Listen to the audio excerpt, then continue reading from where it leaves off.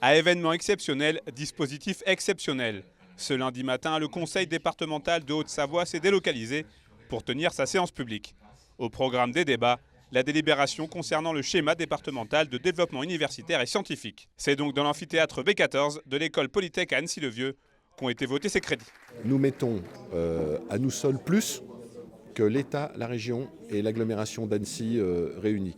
C'est pour ça qu'on a voulu, et j'ai voulu, voilà, au-delà de la somme, faire le symbole de délocaliser au cœur de l'université l'Assemblée départementale pour la délibération des 45 millions d'euros. Ce plan départemental, qui s'appuie sur plusieurs grands axes, prévoit 7 gros chantiers répartis sur différents pôles dans le département. Le campus d'Annecy-le-Vieux, l'école supérieure d'art Annecy-Alpes ou encore 2 instituts de formation en soins infirmiers.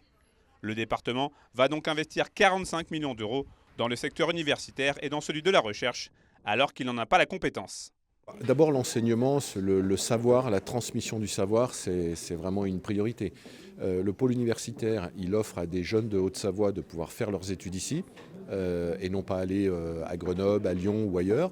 On peut espérer, on peut penser que s'ils font leurs études ici, ils vont avoir envie de rester travailler ici. On sait que la Haute-Savoie est tendue sur le marché du travail. Toutes les entreprises cherchent des étudiants. On y va à fond parce qu'investir dans la recherche et l'innovation, dans l'enseignement supérieur, c'est investir dans la jeunesse et c'est investir dans l'avenir. Et parmi ces grands projets inhérents à ce plan 2023-2028, 4 concernent directement l'USMB, qui est donc le principal bénéficiaire de ces investissements. C'est une très bonne nouvelle pour l'USMB et pour le développement, son développement futur, naturellement.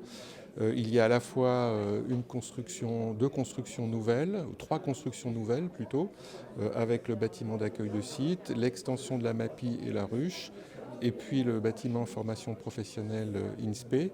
Et puis il y a aussi la rénovation thermique de l'IUT.